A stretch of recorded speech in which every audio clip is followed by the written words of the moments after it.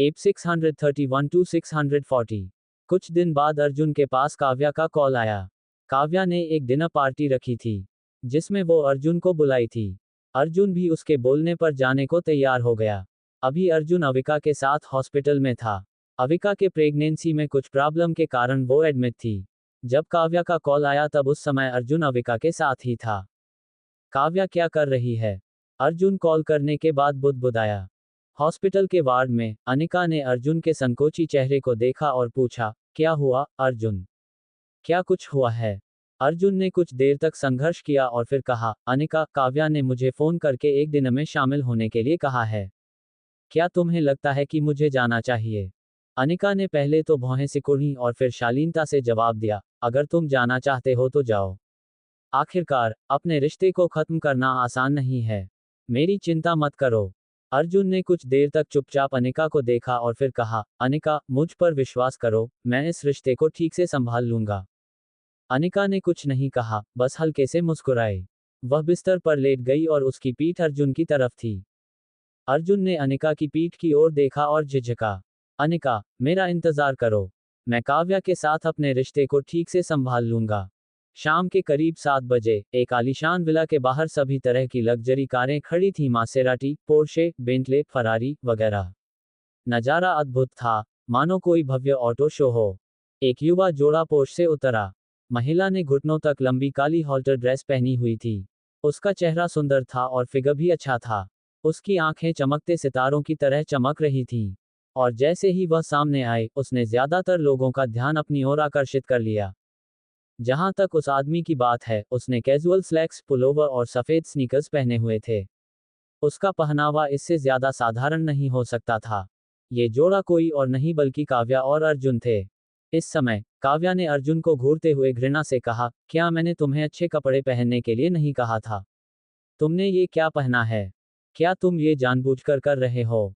काव्या बहुत परेशान थी। ये भोज खास तौर पर उसके लिए आयोजित किया गया था, लेकिन उसने बिल्कुल भी ध्यान नहीं दिया।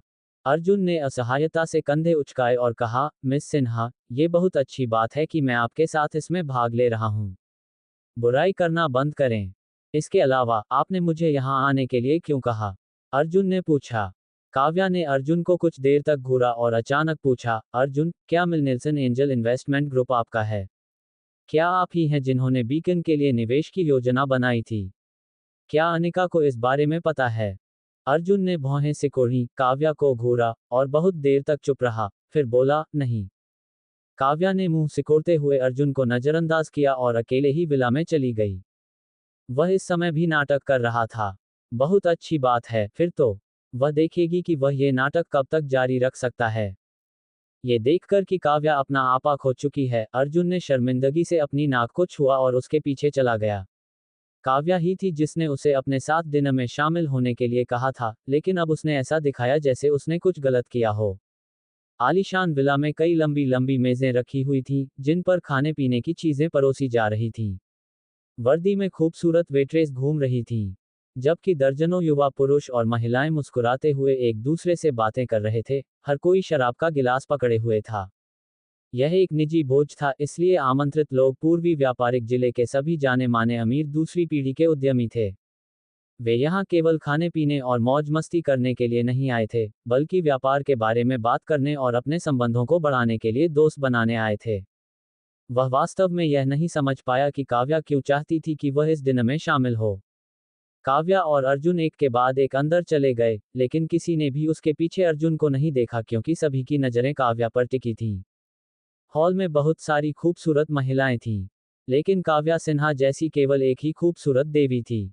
तुरंत ही अन्य महिलाएं काव्या की पृष्ठभूमि बन गईं, क्योंकि कोई तुलना ही नहीं थी। काव्या ने सभी की निगाहें स्वीकार कर लीं। वह पहले से ही इस स्थिति की आदी थी। वह बिल्कुल बर्फ की रानी की तरह दिख रही थी, लेकिन उसके चेहरे पर मुस्कान थी। उसने सभी का विनम्रता से अभिवादन किया। काव्या के शांत और मिलनसार रूप को देखकर अर्जुन को यह भी संदेह हुआ कि क्या उसका व्यक्तित्व दोहरा है। उसने कुछ देर सोचा, एक तरफ चला गया और खाने के लिए मेज पर रखा नाश्ता उठा लिया। टस्क, क्या बदतमीज आदमी है। सोने चांदी से सजी एक मोटी औरत उसके पास खड़ी थी। अर्जुन को आराम से खाते पीते देखकर उसने फिर से अर्जुन के कपड़ों की जांच की। और उसकी आंखों में गहरी अवमानना झलक रही थी। अर्जुन ने भौहें सिकोड़ी। वह बस कुछ नाश्ता खा रहा था। क्या ये वाकई जरूरी था? अरे मैडम, क्या आप मेरे बारे में बात कर रही हैं? अर्जुन ने पूछा। मोटी औरत ने तुरंत अपनी आंखें चौड़ी कर लीं। अर्जुन की ओर इशारा किया और दूसरा हाथ अपनी कमर पर रख लिया। उसने गाली देते हुए कहा, आप किसे मैडम कह रहे हैं? क्या आप अंधी हैं? मैं सिर्फ 22 साल की हूं। अपने शब्दों पर ध्यान दें। 22? भाड़ में जाओ। अर्जुन को यकीन ही नहीं हुआ। यह मोटी और चिकनी अधेड़ औरत सिर्फ 22 साल की थी। ठीक है, अर्जुन को समझाने की जरूरत नहीं पड़ी। उसने खुशी खुशी माफी मांगी और चला गया। एक पुरुष कभी भी एक महिला के खिलाफ लड़ाई नहीं जीत सकता। पागल, तुम्हारी हिम्मत कैसे हुई मुझे देखने की? मानो या ना मानो, मैं किसी को बुलाकर तुम्हारी आंखें निकलवा दूंगी। एक चुलबुली औरत ने अपनी बाहें मोड़कर ठंडे स्वर में कहा। वह वेटर की तरफ बिल्कुल भी नहीं देख रही थी। वेटर ने अपनी गर्दन कड़ी कर ली। इतने सारे लोगों के सामने एक महिला ने उसे थप्पड़ मारा था, इसलिए जाहिर है वह परेशान था। उसने महिला को बुरी तरह से घूरा और अपने दांत पीस लिए। ओह, तुमने मुझे घूरने की हिम्मत की। क्या तुम नाराज हो? तुम खुद को आईने में क्यों नहीं देखती? तुम्हारी हिम्मत कैसे हुई मुझे देखने की? महिला अपनी छाती के सामने अपनी दोनों बाहें क्रॉस करके खड़ी थी। अपनी नुकीली ठोड़ी को ऊपर उठाए हुए थी और बहुत ऊंची और शक्तिशाली दिख रही थी। आसपास के कई लोग पीछे मुड़े और उनकी तरफ देखा, लेकिन जब उन्होंने देखा कि एक वेटर को धमकाया जा रहा है, तो किसी ने कुछ नहीं कहा। वे बस अपना काम करते रहे। इसी समय एक अधेड़ उम्र का आदमी चेहरे पर मुस्कान लिए वहां आया। वह इस दिन का ग्राहक सेवा प्रबंधक था। उसने झुककर उस चुलबुली महिला से विनम्रता से कहा, मेरी महिला, मुझे इस बात का बहुत खेद है। ये हमारी लापरवाही है। जॉन नया है और उसे कुछ नहीं आता। कृपया शांत हो जाएं। मैं उससे तुरंत आपसे माफी मांगने के लिए कहूंगा। मुझे उम्मीद है कि इससे आपका मूड खराब नहीं होगा। महिला ने अधेड़ उम्र के आदमी की तरफ देखा और व्यंग्यात्मक लहजे में कहा, माफी मांगो। अगर माफी मांगना उपयोगी है, तो क्या मुझे बड़ा नुकसान नहीं होगा? उसे नौकरी से निकाल दो। मैं उसे यहाँ फिर से नहीं देखना चाहती। उसके जैसे तुच्छ वेटर की हिम्मत कैसे हुई कि वह मेरी तरफ नजर चुराए? वह जीने से वाकई थक गया है। आदमी ने भौहें सिकोड़ी। औरत ने अपनी बातों से सभी वेटरों को नाराज कर दिया था। हालांकि उसके पास कोई और विकल्प नहीं था। उसने पलटकर युवा वेटर से कहा, जल्दी करो और माफी मांगो। आंखों में आंसू भरकर युवा वेटर ने दांत पीसते हुए कहा, मैनेजर, मैंने बस एक बार उसकी तरफ देखा। उसे मुझे मारने का क्या अधिकार है? मैं माफी नहीं मांगूंगा। महिला ने भौहें सिकोड़ते हुए कहा, माफ करें। क्या मैंने आपको मेरी तरफ देखने दिया? आप एक घटिया वेटर के अलावा कुछ नहीं हैं। आप खुद को क्या समझते हैं? अगर मैंने आपको मारा तो क्या होगा? आप गरीब, गंदे और विकृत हैं। कोई आश्चर्य नहीं कि आप केवल एक अंधेरे कोने में छिपकर ही झांक सकते हैं। पाह। सर्विस मैनेजर ने भौहें सिकोड़ते हुए जॉन से ठंडे स्वर में कहा, जॉन, जल्दी करो और माफी मांगो। नहीं तो मुझे तुम्हें जाने देना पड़ेगा। मुझे यहाँ तुम्हारे जैसे कर्मचारी की जरूरत नहीं है। युवा वेटर की आंखें तुरंत लाल हो गईं। उसने अपने होंठ काटे और उस कामुक महिला को बुरी तरह घूरने लगा। काफी देर बाद भी उसने ये वाक्य जोर से कहा, मैडम, मुझे खेद है। मैं अभी अभी अपने व्यवहार के लिए माफी मांगता हूँ। मुझे उम्मीद है कि आप मुझे माफ कर देंगी। महिला ने व्यंग्य करते हुए कहा, माफ कर दिया? तुम अपने आप को अच्छी तरह से क्यों नहीं देखते? तुम इसके लायक नहीं हो। अर्जुन ने हाथ में नाश्ता पकड़ा और दूर से देखने लगा। पहले तो वह मदद करना चाहता था, लेकिन इस समय उसने चुप रहना ही बेहतर समझा। यदि युवा वेटर अधिक दृढ़ होता, तो शायद वह उसकी मदद कर देता। लेकिन चूंकि दूसरे पक्ष ने अपना सिर नीचे रखना उचित समझा, इसलिए उसने अपना विचार बदल दिया। उसने असहाय भाव से अपना सिर हिलाया और युवा वेटर को ले जाते हुए देखा। जाहिर है, यह महिला उसके पीछे थी। एक सेकंड पहले वह अहंकार से लोगों को कोस रही थी, लेकिन अगले ही सेकंड वह एक मासूम युवती की तरह मुस्कुरा रही थी। यह आश्चर्यजनक था। नमस्ते, मैं पेनी शाह हूँ, चुलबुली महिला ने अपना हाथ बढ़ाया, अर्जुन की ओर देखा और मोहक ढंग से कहा। अर्जुन ने उसकी ओर देखा और उस कोमल छोटे हाथ को अनदेखा कर दिया। पैनी के चेहरे पर मुस्कान धीरे धीरे खत्म हो गई और वह भयावह हो गई। उसने कहा, बेटा, तुम्हारा रवैया बहुत खराब है। मैं अब और दिखावा नहीं करूंगी। मिस्टर खन्ना ने मुझे तुमसे एक शब्द कहने को कहा है। अगर तुम्हें पता है कि तुम्हारे लिए क्या अच्छा है, तो जल्दी करो और अनिका को छोड़ दो। नहीं तो, उसके पास तुम्हें मारने के 100 तरीके हैं। क्या तुम्हारा काम हो गया? अर्जुन ने उदासीनता से पूछा, और साथ ही, उसने अपनी ठुड्डी पर चुटकी काटते हुए महिला की ओर देखा। तुम्हें कितना मिला? अर्जुन की बातों से महिला नाराज हो गई। अर्जुन सही था, उसे वाकई दूसरी पार्टी से 100,000 मिले थे। इसका पछतावा मत करो, मेरे पास तुमसे निपटने के अपने तरीके हैं। उसने अपने बाल बिखेरे, जमीन पर बैठ गई, शर्मीली और डरी हुई मुद्रा में चिल्लाने लगी, आह! मुझे बचाओ! इस विकृत व्यक्ति ने मेरे साथ छेड़छाड़ करने की कोशिश की। मदद करो! उसकी चीखों ने तुरंत ही बहुत से लोगों का ध्यान अपनी ओर आकर्षित कर लिया। सभी लोग इधर उधर देखने लगे और अर्जुन और पेनी के बारे में बातें करने लगे। अर्जुन भी एक पल के लिए हैरान रह गया। उसे उम्मीद नहीं थी कि यह महिला इतनी जल्दी और लापरवाही से काम करेगी। पहले वाला मोटा 22 वर्षीय युवक भी इस बार चिल्लाया, ये वही है। मैंने उसे अभी अभी चुपके से घूमते हुए देखा और पहली नज़र में ही समझ गया कि वह अच्छा इंसान नहीं है। मुझे उम्मीद नहीं थी कि वह इतना घिनौना होगा, लोगों से छेड़छाड़ करने की कोशिश करेगा। ठीक है, बस उसके पहनावे को देखो। वह एक भिखारी जैसा दिखता है। ये व्यक्ति यहाँ क्यों है? अचानक, डिनर हॉल में बहुत चर्चा होने लगी। सभी को अर्जुन पर उंगलियां उठाते देख पेनी को बहुत खुशी हुई और वह फिर से रोने लगी। बूहो, मैं अब और जीना नहीं चाहती। तुम मेरे साथ ऐसा कैसे कर सकते हो? तुम एक बदमाश, एक विकृत व्यक्ति हो। इस समय, एक सफेद सूट पहने हुए आदमी आया और अर्जुन पर गुस्से से चिल्लाया, अर्जुन कपूर, तुम ऐसा कैसे कर सकते हो? तुम तो बहुत ही दुस्साहसी हो। भले ही तुम एक बेकार आदमी हो, तुम कानून नहीं तोड़ सकते। ये व्यक्ति कोई और नहीं बल्कि रोहन खन्ना था। शुरू से ही, रोहन ने अर्जुन को उसी क्षण नोटिस कर लिया था जब वह दरवाजे से अंदर आया था। अर्जुन की आंखों में ठंडक की चमक चमक उठी। उसने अपनी आंखें सिकोड़ते हुए कहा, रोहन खन्ना, तुमने वाकई ऐसे ही धूर्त तरीके अपनाए हैं। क्या ये दिलचस्प है? अप्रत्याशित रूप से, रोहन को भी इस पर्सनल डिनर में आमंत्रित किया गया। रोहन चौंक गया और सहज ही आधा कदम पीछे हट गया। लेकिन जब उसने हॉल में इतने सारे लोगों को देखा, तो उसे फिर से आत्मविश्वास महसूस हुआ। उसने मन ही मन व्यंग किया और अर्जुन की ओर देखते हुए कहा, मेरे सामने बकवास करना बंद करो। इतने सारे लोगों के सामने एक महिला से छेड़छाड़ करने की तुम्हारी हिम्मत कैसे हुई? मैं तुम्हें गिरफ्तार करने के लिए पुलिस को बुलाऊंगा। अगर तुम्हें कुछ कहना है, तो पुलिस को बताओ। मुझे वास्तव में इसकी उम्मीद नहीं थी। अनिका अभी भी हॉस्पिटल में है, लेकिन तुम यहाँ बेवकूफ़ी कर रहे हो। स्वाभाविक रूप से, दर्शकों में कई महिलाएं थीं। जब उन्होंने देखा कि रोहन ने दूसरी महिला के लिए कैसे आवाज़ उठाई, तो उन्हें बहुत खुशी हुई। मिस्टर खन्ना सही कह रहे हैं। उन्हें गिरफ्तार करो। ये व्यक्ति बहुत ही घिनौना है। ये गुंडा कहाँ से आया? हमारी निजी दावत में घुसने की उसकी हिम्मत कैसे हुई? सुरक्षाकर्मियों, इसे हटाओ। जब हर कोई अर्जुन की निंदा कर रहे थे, तभी एक सुंदर और गरिमामयी महिला एक लंबी काली बैकलेस ड्रेस में आई। उसने धीरे से जमीन पर बैठी चुलबुली महिला को खड़ा होने के लिए सहारा दिया। फिर चिंता से पूछा, क्या तुमने कहा कि उसने तुम्हारे साथ छेड़छाड़ की? जैसे ही यह महिला सामने आई, उसने तुरंत हॉल में मौजूद सभी लोगों का ध्यान अपनी ओर आकर्षित कर लिया। वह स्वर्ग से उतरी हुई परी की तरह थी। उसकी त्वचा गोरी और चमकदार थी। वह लंबी और आकर्षक आकृति की थी, जबकि उसके चेहरे की विशेषताएं अलग और सुंदर थीं।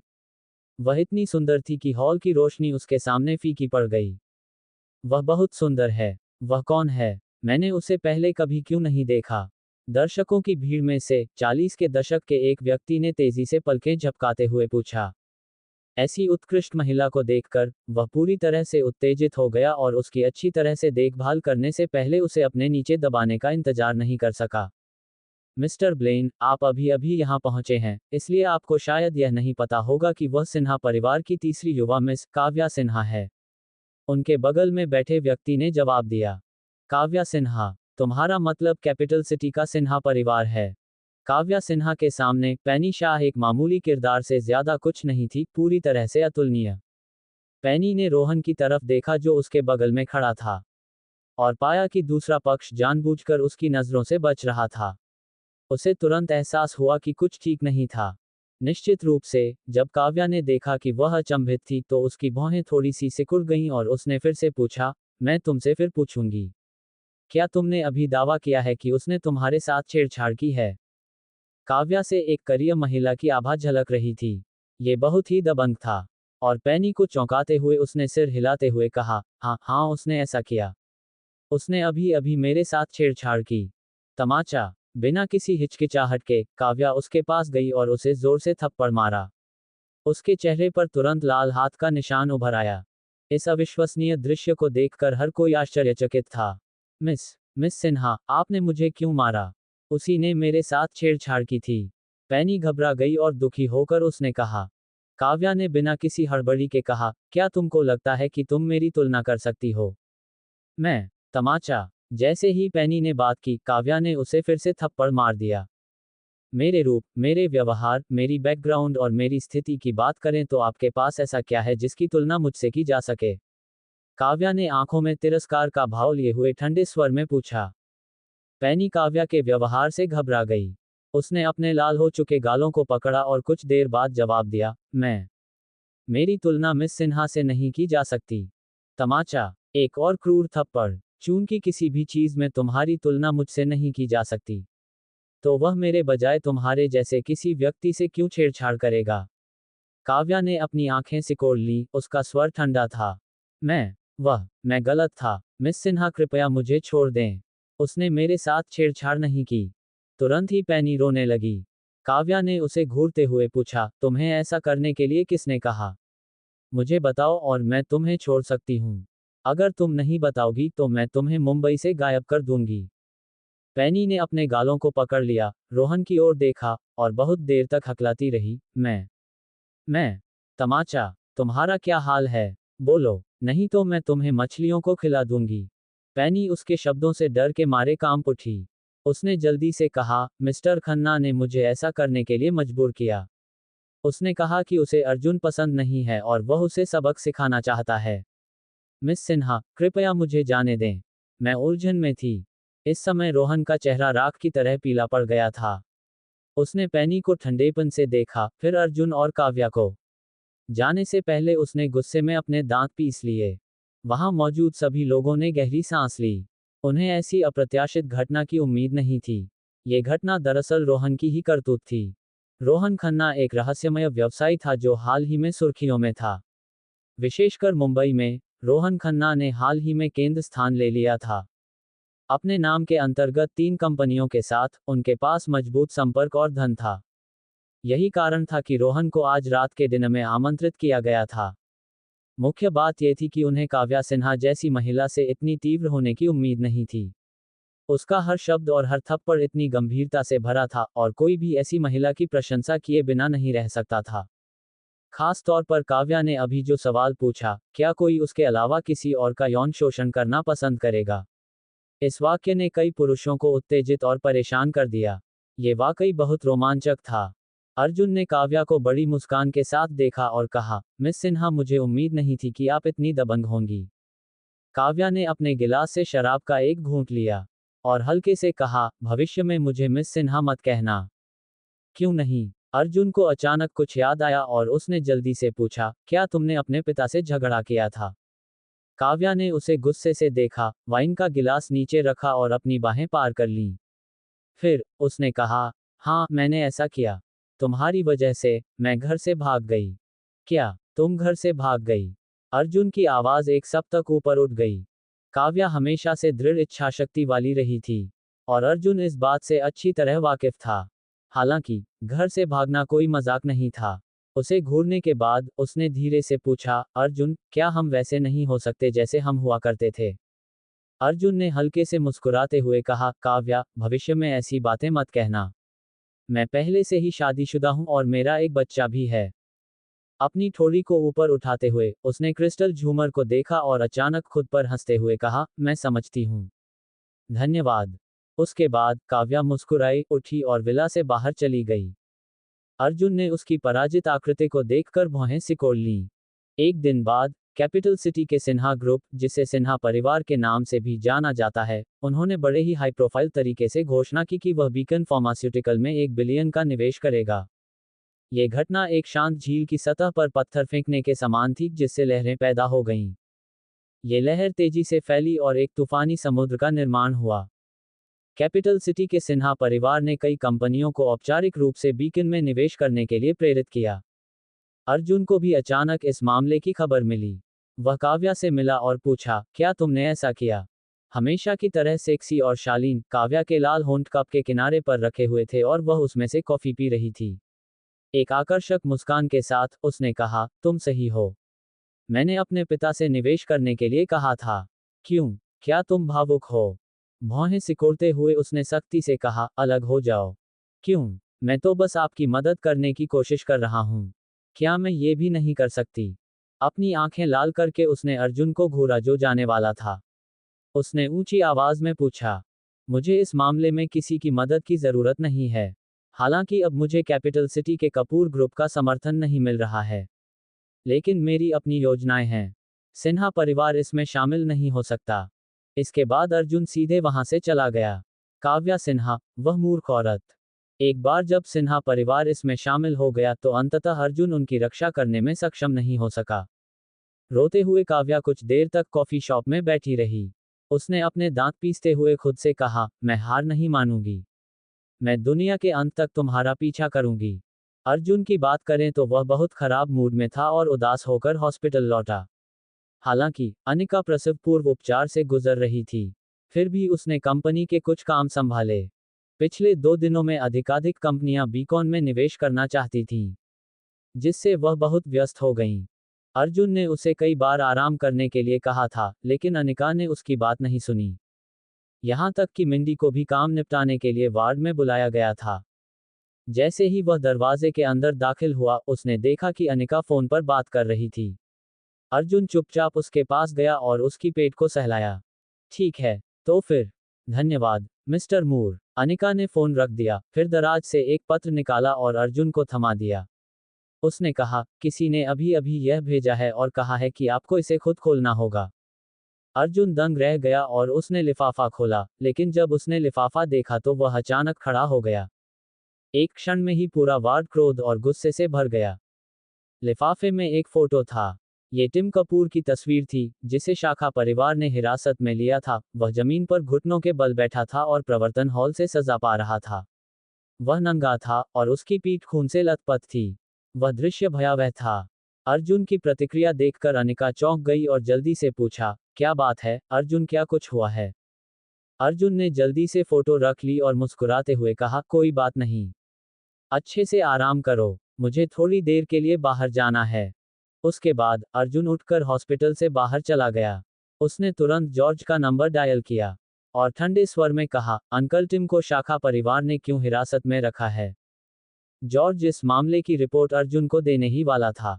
उसने तुरंत जवाब दिया, यंग मास्टर, मैं आपको फोन करने ही वाला था। पिछली घटना के कारण मास्टर टिम ने शाखा परिवार में दखल दिया और लोगों में गुस्सा पैदा कर दिया।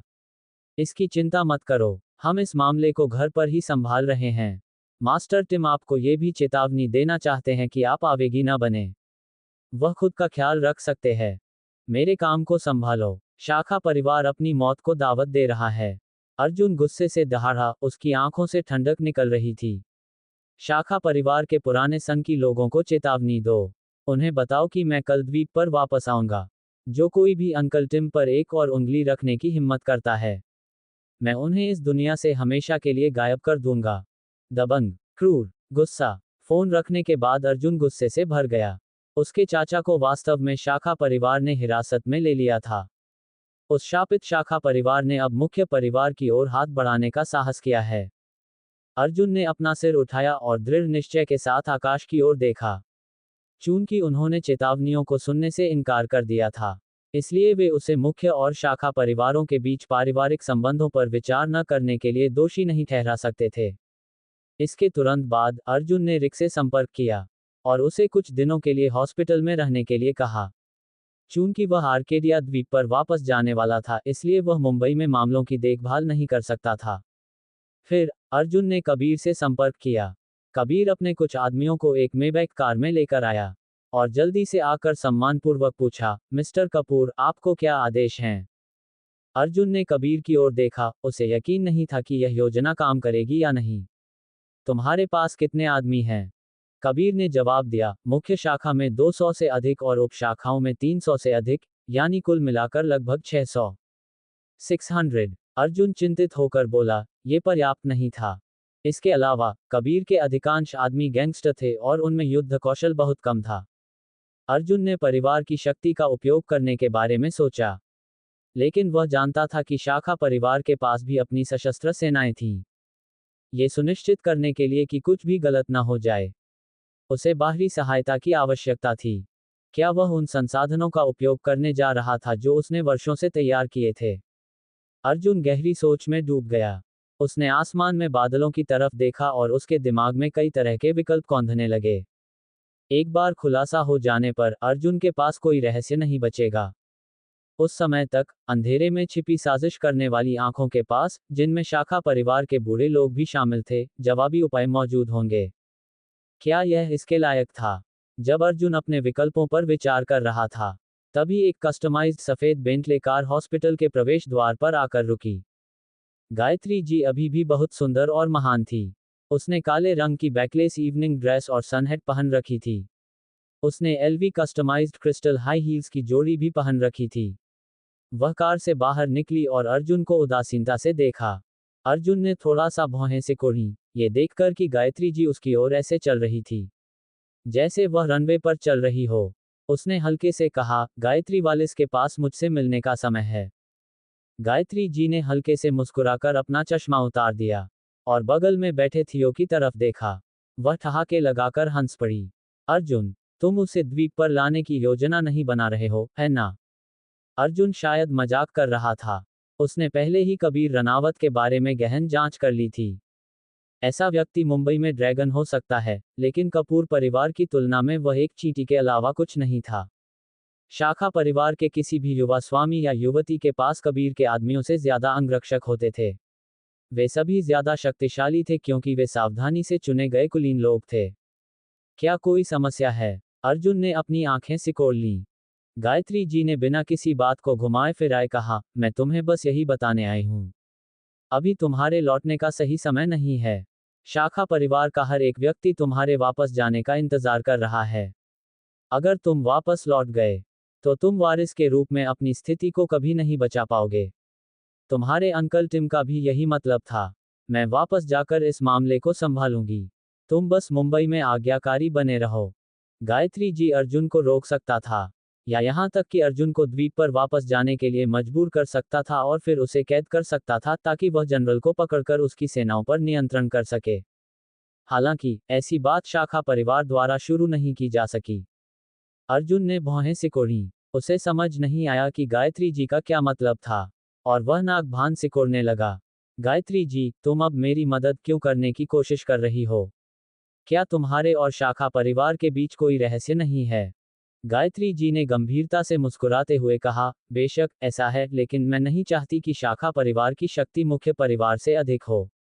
अर्जुन उसकी बातें सुनकर गहरी सोच में पड़ गया। उसे बिल्कुल भी अंदाजा नहीं था कि गायत्री जी क्या योजना बना रही थी। उसे सिर्फ इतना पता था कि यह महिला हमेशा से एक रहस्य रही है। उसके पास अन्य क्या बैकअप योजनाएं थीं? क्या मैं तुम पर भरोसा कर सकता हूं? अर्जुन ने भौहें सिकोड़कर पूछा। हंसते हुए गायत्री जी मुड़ी और कार में बैठने से पहले अपने अंतिम शब्द छोड़ते हुए चली गई। शाखा परिवार को आपके और मेरे बीच के मामले में हस्तक्षेप करने की अनुमति नहीं दी जा सकती। मुख्य परिवार के पीछे साजिश करने की तो बात ही छोड़िए, यह मेरी भी सीमा है। इस मामले में हम एक ही पक्ष में हैं। उसके बाद गायत्री जी बेंटले पर सवार होकर चली गई। अर्जुन कार के दूर जाते समय उसकी पिछली लाइटों को देखता रहा और अपने मन में अन्य योजनाएं बनाता रहा। उसी समय बेंटले की यात्री सीट पर बैठी विविन ने पीछे मुड़कर असमंजस में पूछा, मैडम, आप अर्जुन की मदद क्यों कर रही हैं? गायत्री जी ने कार की खिड़की से बाहर के नज़ारे को एक दिलचस्प भाव से देखा और कहा, शाखा परिवार की महत्वाकांक्षा मेरी सोच से कहीं ज्यादा है। यह एक भूखा भेड़िया है जो पहले ही नियंत्रण खो चुका है। एक बार जब वे अवसर का लाभ उठा लेंगे तो यह मेरी योजना के लिए हानिकारक होगा। इसलिए मुझे शाखा और मुख्य परिवार को स्थिर करना होगा, ताकि मैं पूरे कपूर परिवार को चरणबद्ध तरीके से अपने अधीन कर सकूं। हॉस्पिटल के वार्ड में वापस आकर अर्जुन ने देखा कि अनिका कंपनी के दस्तावेज देख रहा था। जब उसने उसे देखा तो उसने मुस्कुराते हुए पूछा, क्या हुआ अर्जुन? लगता है तुम उदास हो। ओह, ये तो कुछ भी नहीं है। अर्जुन मुस्कुराया और उसे छिपाने की कोशिश की। उसने अनिका के हाथों में दस्तावेज देखे और पूछा, सब कुछ कैसा चल रहा है? राहत की सांस लेते हुए उन्होंने कहा, सब ठीक है। अब कंपनी ने नई दवा को पूरी तरह से संचालित कर दिया है। फिलहाल कुल 20 नए निदेशकों की स्क्रीनिंग की गई है और नए निदेशक मंडल की नियुक्ति की गई है। अगला कदम नई दवा को बाजार में सूचीबद्ध करना और सभी प्रमुख शहरों में बिक्री को संभालना है। अनिका आखिरकार कुछ देर के लिए आराम कर सकती थी।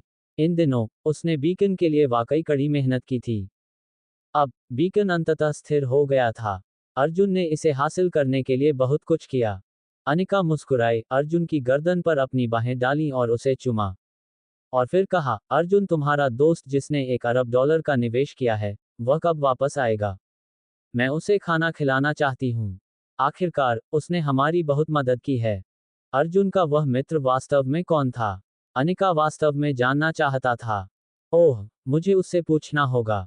आखिरकार वह बहुत व्यस्त आदमी है। अर्जुन ने लापरवाही से इस पर बात टाल दी।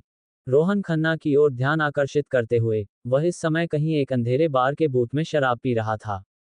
उस रात भोज के दौरान उन्हें अत्यधिक अपमान सहना पड़ा था। उसने अपनी मुट्ठियां तनी। पैनी शाह जो उसके बगल में घुटनों के बल बैठी थी को बुरी तरह पीटा गया था और उसके कपड़े अस्त व्यस्त कर दिए गए थे। वह रो पड़ी और बोली, मिस्टर खन्ना मुझे सच में बहुत दुख है। रोहन ने उसे घूर कर देखा और उसे बुरी तरह थप्पड़ मारने लगा। चले जाओ, तुम कुतिया, तुमने मुझे धोखा देने की हिम्मत कैसे की? उस थप्पड़ से पेनी के 2 दांत टूट गए। उसने जल्दी से सिर झुकाया और कहा, मुझ पर दया करने के लिए शुक्रिया। इसके बाद वह उठी और लंगड़ाती हुई चली गई। रोहन ने उसकी तरफ देखा तक नहीं। उसने उदास होकर विस्की की एक बोतल खत्म की, फिर चुपचाप फोन किया। एक दिन तक हॉस्पिटल में अनिका की देखभाल करने के बाद अर्जुन अहाना के साथ विला में लौटने वाला था। उसने समय देखा तो पता चला कि रात के करीब 9 बज रहे थे। पहले इस सड़क पर काफी लोग थे। आज ये सड़क इतनी सुनसान क्यों थी? अचानक 4 काली वैनें अंधेरे से निकलकर आईं और अर्जुन को घेर लिया। वे स्पष्टतः परेशानी पैदा करने के लिए यहां आए थे। 20 से अधिक हटे कट्टे आदमी, जो पूरी तरह से क्रूर थे, वैन से नीचे उतरे। वे उन ताकतवर लोगों की तरह दिख रहे थे, जिन्हें आमतौर पर जिम में पाया जा सकता है। और उन सभी के हाथों में हथियार थे। कार के दरवाजे जोर से बंद करने के बाद उन्होंने जल्दी से अर्जुन को घेर लिया, जब तक कि उसके लिए भागने का कोई रास्ता नहीं बचा। पहली नजर में ही पता चल जाता था कि ये लोग सड़कों पर घूम रहे थे। कई लोगों के शरीर पर निशान थे, जो जाहिर तौर पर चाकुओं से कटे हुए थे। ये काफी डरावना था। इसके अलावा, जब से वे दिखाई दिए, उन्होंने कई ऐसे हाव भाव बना रखे थे जिससे पता चलता था कि वे हत्या करने के लिए तैयार थे। नेता लगभग 1.9 मीटर लंबा एक बड़ा आदमी था। उसके हाथ पर बाघ का टैटू था, उसकी भौहों पर एक तेज निशान था, और उसका शरीर मांसपेशियों से भरा हुआ था। उसने अर्जुन को घूरते हुए कहा, बच्चा, क्या तुम अर्जुन कपूर हो? अर्जुन ने भौहें सिकुड़ी। उसकी नज़र लोगों के इस समूह पर घूम रही थी, और उसने ठंडे स्वर में पूछा, आप लोग कौन हैं?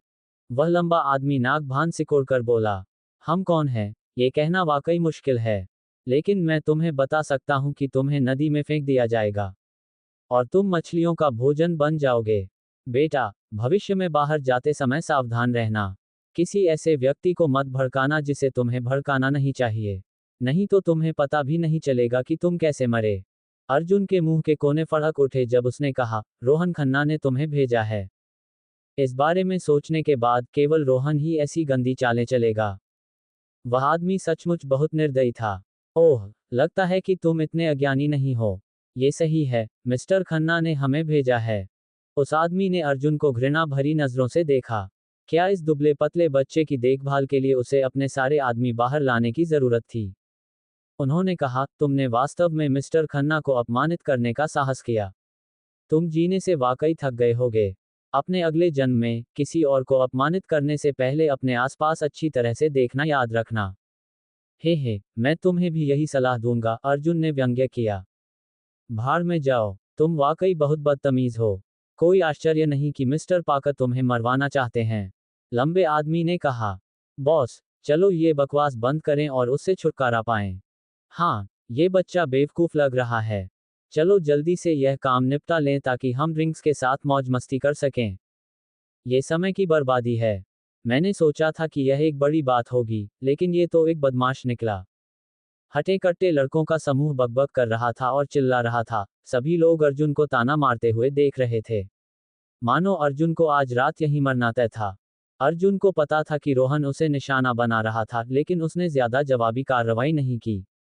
आखिरकार अर्जुन की नज़र में रोहन बहुत खतरनाक नहीं था। हालांकि रोहन की हालिया हरकतें अर्जुन की सीमा पार कर चुकी थीं। रोहन को खत्म करने का समय आ गया था। आखिरकार हर समय उसके सामने एक मक्खी का भिनभिनाना वाकई बहुत परेशान करने वाला था। अर्जुन ने अपने सामने खड़े इन लोगों की भीड़ पर कोई ध्यान नहीं दिया। वह रोहन को सबक सिखाने के बारे में सोच रहा था। वह उसे मारने नहीं जा रहा था। वह बस उसे यह सबक जीवन भर याद रखने के लिए मजबूर करना चाहता था, ताकि उसके मन में उसके लिए कोई और बुरा विचार न आए। उस 1.9 मीटर लंबे आदमी को बहुत गुस्सा आया जब उसने देखा कि अर्जुन को उसकी कोई चिंता नहीं है। लानत है, ये बदमाश बहुत घमंडी है। लड़कों, इसे चोदो, इसे मारने की चिंता मत करो। अगर कुछ हुआ तो मिस्टर खन्ना उसका ख्याल रखेंगे। उन हटे कट्टे आदमियों के समूह ने अपने हाथों में स्टील के पाइप और चाकू लहराए, चिल्लाते हुए और जानलेवा नजरों से अर्जुन की ओर दौड़े। अगर आम लोग ये नज़ारा देखें तो डर के मारे उनकी पैंट में पेशाब निकल जाएगा। अर्जुन की निगाहें उन पर घूम गईं, जबकि उसके शरीर से एक ठंडी हत्या की मंशा निकल रही थी। इसे रोक! अचानक एक तीखी महिला की आवाज सुनाई दी। उसके बाद एक और चिल्लाहट सुनाई दी। इसे तुरंत बंद करो। आखिर वह कौन है? जब लोगों ने आवाज सुनी तो वे चौंक गए। उन्होंने पीछे देखने के लिए अपना सिर घुमाया। तभी किसी ने उनके हाथ में पकड़ा हुआ स्टील का पाइप और चाकू नीचे गिरा दिया। अर्जुन को पता चला कि वह वास्तव में इस महिला को जानता था। ये सीमा थी। क्या देख रहे हो? बैठ जाओ, तुरंत बैठ जाओ। सीमा सख्त थी। उसने उन बदमाशों को घूरा जो उसके साथ बदतमीजी कर रहे थे, और उसकी आंखों के कोने फड़क रहे थे। उसने महसूस किया कि उनमें से ज्यादातर उसे घूर रहे थे और अपने हाथों से इशारे कर रहे थे। अपमान, उकसावे, मुझे तुम्हें गिरफ्तार करने का अधिकार है। सीमा की आंखों में गुस्से की झलक दिखी। वह अपनी लंबी टांगों से दौड़ी और उस हटे कट्टे आदमी की जांघ पर लात मारी। अरे, यह महिला इतनी सुंदर होते हुए भी इतनी निर्दयी थी। सीमा की लात ने कई लोगों को सचमुच डरा दिया। वह मोटा आदमी जमीन पर गिर पड़ा और अपनी जांघों को पकड़ते हुए दर्द से चिल्लाने लगा। साले, साले, मेरे भाई को लात मारने की हिम्मत कैसे हुई तुम्हारी? क्या तुम मौत की तलाश में हो? लंबा आदमी गुस्से में था। उसे अब उसे चिढ़ाने में कोई दिलचस्पी नहीं थी। वह आगे बढ़ा और सीमा के पेट पर एक लात मारी। अर्जुन ने अपने पैरों में ताकत जुटाते हुए भौहें सिकोड़ी। वह मदद के लिए दौड़कर जाने वाला था, लेकिन वह जल्दी ही शांत हो गया क्योंकि यवेट की आंखें तिरस्कार से भरी हुई थीं। उसने अपनी गोरी नाक को भींचा और एक हल्की सी हंसी दिखाई। एक नज़र में ही अर्जुन को पता चल गया कि वह लंबा आदमी उसके लिए उपयुक्त नहीं है। सीमा ने अपने शरीर को एक तरफ झुकाया और उसके लात से बच गई। फिर एक हल्की चीख के साथ उसने अपना पैर घुमाया और हवा के झोंके की तरह उस आदमी की गर्दन पर पटक दिया। अपनी लंबी ऊंचाई और उभरी हुई मांसपेशियों के बावजूद वह फिर से संभलने से पहले कई कदम पीछे लड़खड़ा गया। आदमी ने अपने कानों में गूंजती आवाज को साफ करने के लिए अपना सिर हिलाया, इससे पहले कि उसके मुंह के कोने पर एक व्यंग्यात्मक भाव प्रकट होता। उसने कहा, हा, ये कुतिया बहुत हॉट और मसालेदार है, जैसा कि मुझे पसंद आने वाली महिला से उम्मीद थी। तुम्हारे पास कुछ चालें हैं, लेकिन क्या तुम हम में से 20 से ज्यादा लोगों का सामना कर सकती हो? अपने हथियार गिरा दो, नहीं तो मैं तुम सबको गिरफ्तार कर लूंगी। सीमा ने सख्ती से चिल्लाकर कहा। तुम्हें लगता है कि तुम हमें गिरफ्तार कर सकते हो? लंबा आदमी हंसा और मजाक उड़ाया। अगर तुम आज्ञाकारी हो और लड़कों के साथ कुछ मौज मस्ती करोगी, तो शायद मैं तुम्हें जाने दूं। नहीं तो हम बल का प्रयोग करेंगे। बॉस, वह जानी पहचानी लग रही है। वह ऊपर से आई हुई कोई महिला लगती है, उसके बगल में खड़े एक नौकर ने कहा। चुप रहो, आज हमारा उद्देश्य मत भूलना। चाहे वह कोई भी हो, वह हमें अपना काम करने से नहीं रोक सकती। बस करो। लंबे आदमी ने गुस्से से अपने नौकर के चेहरे पर थप्पड़ मारा। सीमा का चेहरा तुरंत अप्रिय हो गया और उसने भौहें सिकोड़ते हुए कहा, मैं अब तुम्हें गिरफ्तार करने जा रही हूं। इसके अलावा तुम्हारे पीछे कोई भी व्यक्ति हो, मैं उसे ढूंढूंगी और उस पर भी आरोप लगाऊंगी। हा, ये सुंदरता वाकई बहुत ज्वलंत है। लेकिन मैं तुम्हें सलाह दूंगा कि तुम ज्यादा ध्यान मत दो। बस एक तरफ खड़े रहो और आज्ञाकारी होकर देखो। नहीं तो तुम्हें पता भी नहीं चलेगा कि तुम्हारा सुंदर सा चेहरा कैसे विकृत हो गया। लंबे आदमी ने क्रूरता से कहा। उस स्थिति में, मैं तुम्हें वापस खींचने से पहले नीचे ले जाऊंगी। सीमा ने अपनी मुट्ठियां भींच लीं और दूसरे पक्ष को गुस्से से घूरने लगी। वाह, मैं बहुत डर गया हूं। चलो, लड़कों, इस महिला को नीचे ले जाओ और उसे हमारी ताकत दिखाओ। 1.9 मीटर लंबे उस व्यक्ति के चेहरे पर द्वेष की झलक दिखाई दी, तथा उसका भाव थोड़ा भयावह था।